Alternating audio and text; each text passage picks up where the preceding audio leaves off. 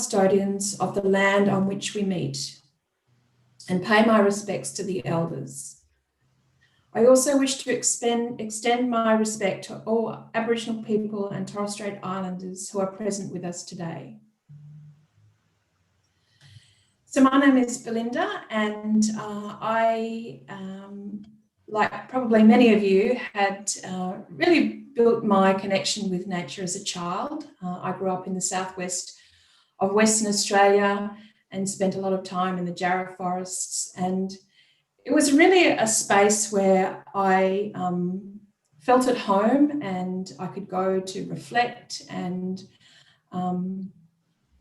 you know, it really helped me through some of my teenage problems. So that actually inspired me to study environmental science at university. So I decided to study environmental science because I really wanted to give back to nature. Nature had given me so much, and I felt this was my opportunity to give back. And so that led me to a career in environmental management for about 15 years.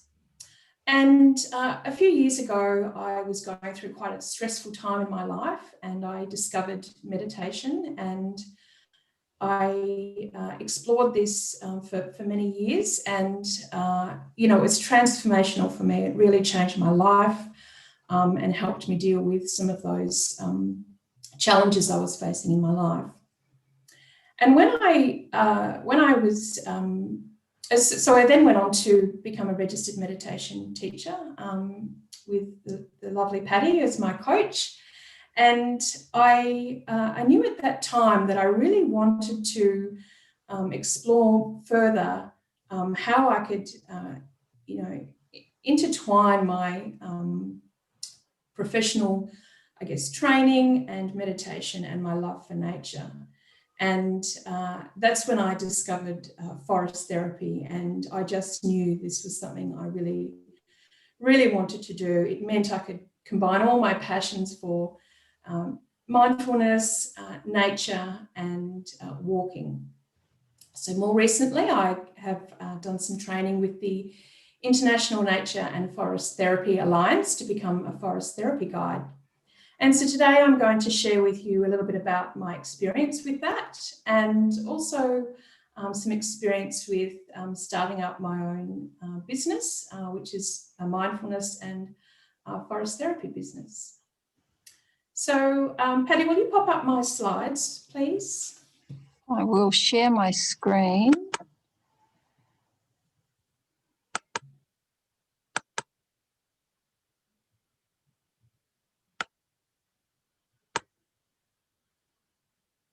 And then do you want to drive it from here, or do you want me to? I can start present if you like. It'll just take a moment.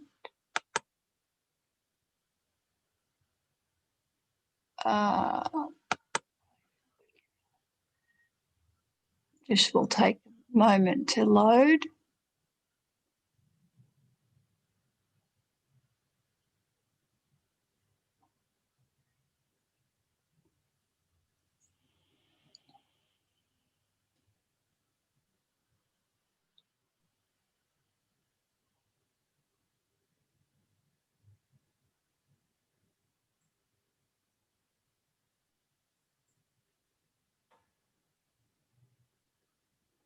Just takes a little bit longer on Zoom to load up, I think, but there we go.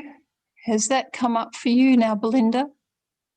Yes, it has. I'll just try and click it and see how well it responds. Let me know and I can. Bottom left corner, there's controls down there for me. Just saw them come up.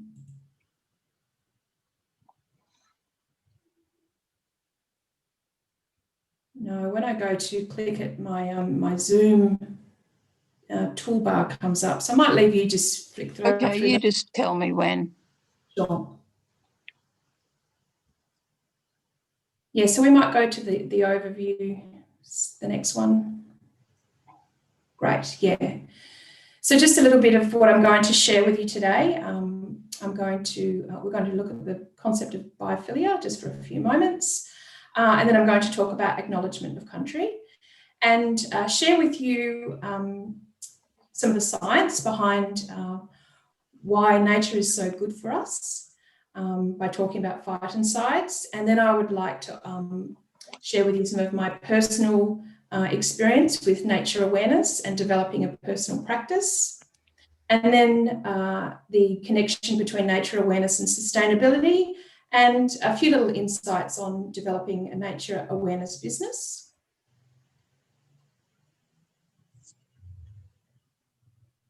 So we might move on to the next one.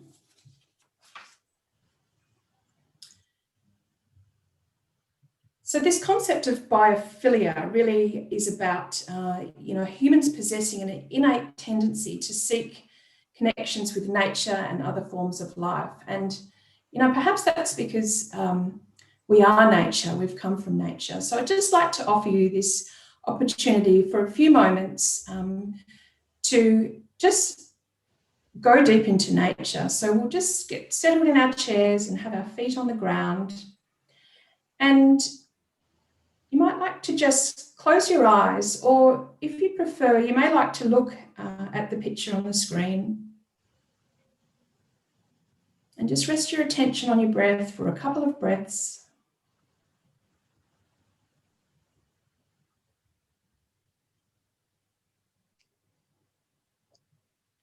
And perhaps you might even like to remember the last time you were in nature or in a forest. Remembering what that felt like.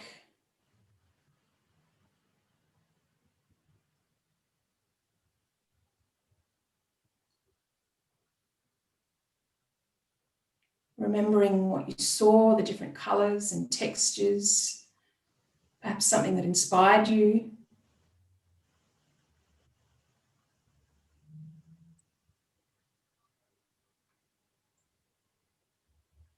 You may even remember how the air felt against your skin.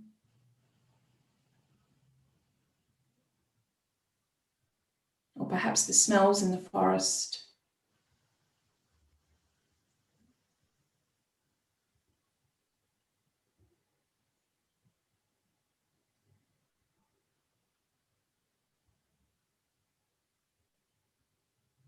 So just simply by looking at photos of nature, it can actually lower our stress levels. And I work in the corporate world at the moment, and I know that, businesses try to bring nature into the workspace. Lots of our workspaces have screensavers, which are beautiful nature images, and we have plants around the office. So, yeah, really an opportunity to pause and just look at a picture and perhaps remember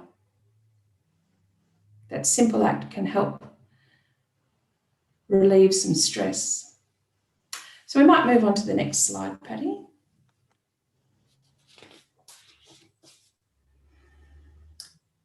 So I'd just like to share with you my experience on developing and with acknowledgement of country. And the purpose of an acknowledgement of country is multifaceted. So it really shows respect to custodians of the land, and it creates ripples of inclusion. And Aboriginal people have had have been living in a lifestyle with harmony with nature for many thousands of years. And with my experience, I knew when I started my business that I wanted to include an acknowledgement of country.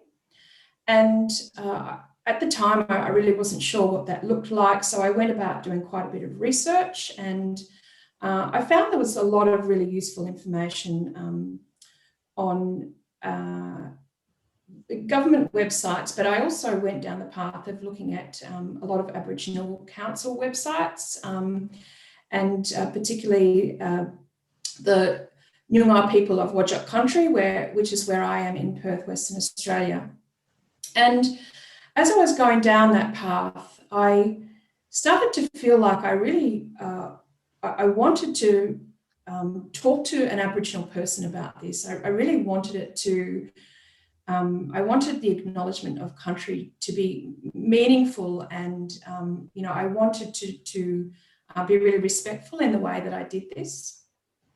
And I eventually discovered a masterclass on developing an acknowledgement of country, and that was guided by an Aboriginal woman in Perth, Western Australia. So I developed an acknowledgement of country that was specific to my business, and it really is meaningful to me and relates to what I do.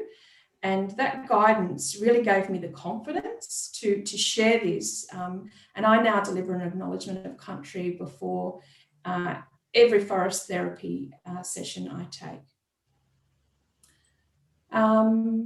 So yeah, we might move on to the next one.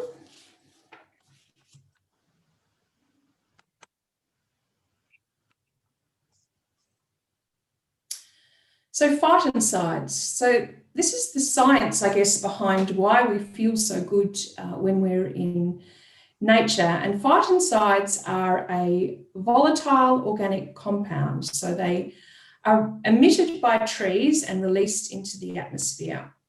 Now, trees emit these to protect themselves from disease and fungi and fungal attacks, and there are numerous benefits. So there's both physical, motivational, and cognitive benefits to phytoncides. And I don't know whether anyone else has noticed this, but if you ever go into the forest after it rains, you might notice that the smell is really quite intense. And that has something to do with phytoncides, because when it rains, the molecules actually cling to the water in the air. And so when we're in the forest, we're breathing in these phytoncides. So we might just click through, Patty. There's a couple of little fancy things that'll pop up. Okay. Yeah, so some of the benefits of phytoncides is that they're mood enhancing, and some of them actually have antidepressive properties. And they are good for the immune system response, and they actually increase the natural killer cells in our body. And these are the cells that fight off disease, things like cancer. And it can enhance sleep, anti-inflammatory, so they can they have benefits for that as well. They reduce our cortisol levels, so it's good for our nervous system. And exposure to the volatile organic compounds also can reduce our blood glucose levels. So that's why we feel so good when we're in nature. There is science behind it. Thanks, Patty. The next slide.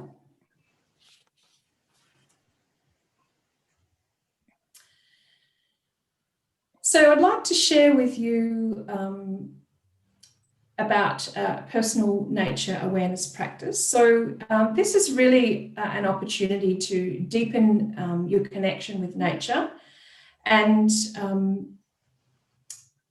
I have personally found this to be quite a profound experience. It has really, although before doing this practice or developing my own practice, I had quite a what I felt like was a deep connection to nature. But since practicing personal nature awareness now for 6 months, I really have developed this intimate relationship with nature that I didn't even really know was possible before starting. So one of the things that I've been practicing is what we call in forest therapy a sit spot.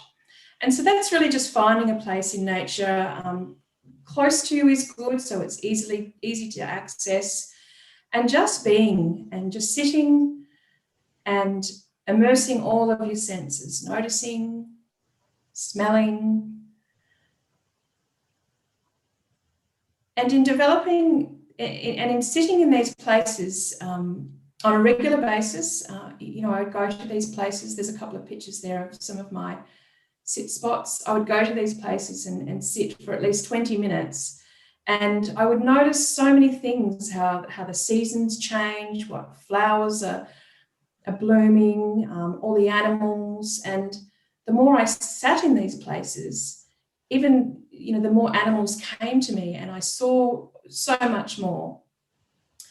Something else I have been doing is nature journaling, and that's been a really wonderful experience for me. And I do that at my sit spot. So I just take a book with me each time, and I just do whatever feels right on that day. I use prompts like I notice, I wonder, I feel, and I'll just write down a few things. And one story I'd like to share with you actually is about my friend the tick. So I didn't have a very good relationship with ticks actually. I had an experience because of my job takes me into the bush. I had an experience one day where I had been out doing a survey, and I came back into the office, and I always do a bit of a tick check. And on this particular day, I had over 20 ticks on me, so I was absolutely covered in them, which created a bit of a fear for ticks, actually. I was really, really uncomfortable with them. And so on this particular day, I was at my sit spot, and I was just sitting, as I do, noticing. And I felt something crawl up my leg, and I looked down. It was a big tick. It was, one of the adult ticks. And I brushed it off, and I flicked it away, and I didn't see where it landed. And I was like, oh gosh, now I don't know where this thing is. So I just kept sitting and left for that day. And the next day, the next time I came back, which is a couple of days later, I went to my same spot and I sat down, and I was conscious of ticks then. And then I saw the tick. I'm sure it's the same tick. It might not have been, but I'm telling myself it's the same tick.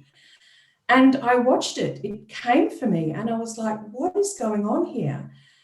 And then something really amazing happened. I just sat and watched this tick make its way to me. I watched how it maneuvered over the leaves, crawled up a stick, and I probably watched it for a good 5 minutes. And what happened that day was it completely changed my relationship with ticks. I had an absolute newfound respect for them, and it was really an incredible experience. And so now I'm not scared of them. They don't make me uncomfortable. They actually make me happy. So that's my story of the tick. And I love this Zen proverb. If you should sit in nature for 20 minutes every day, unless you're busy, and then you should sit for an hour. We'll move on to the next slide. How am I going for time? Yeah, good. Okay. Take your time. So this is a little chapter that I found in the book Humans and Nature, The Right Relationship by Brown and Garver. And perhaps you'd just like to take a moment to have a read of this.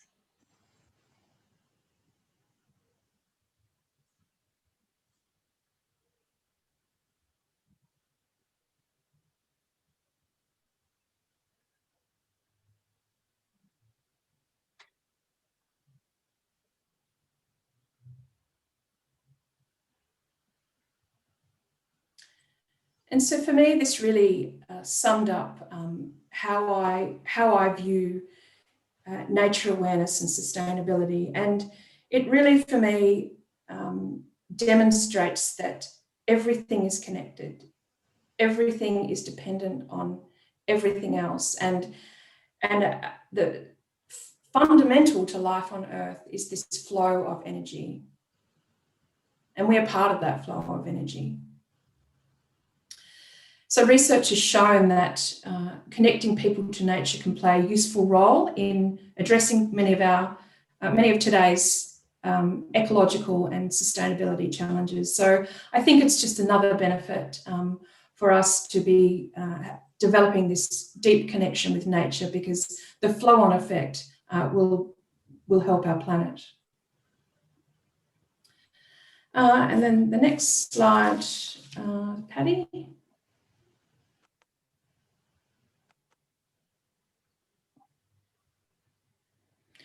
Yeah, so this is just a couple of learnings that I'd like to share with you for my nature, that I learned developing my nature-based business. So my business is in nature, and with that comes different types of risks and, of course, different types of insurance. And a few things that I discovered along the way is you can't just go into a natural area, a national park, or even a local government area and operate your business.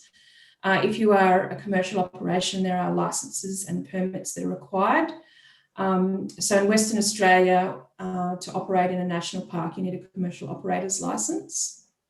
And even to use the beach, I used the beach for mindfulness sessions over summer, and the local government authorities have higher fees for those. So it's something that I thought I would share with you. If you're thinking about operating in nature, you may like to check with your local government or state government agencies to see if there are any licensing or permitting requirements.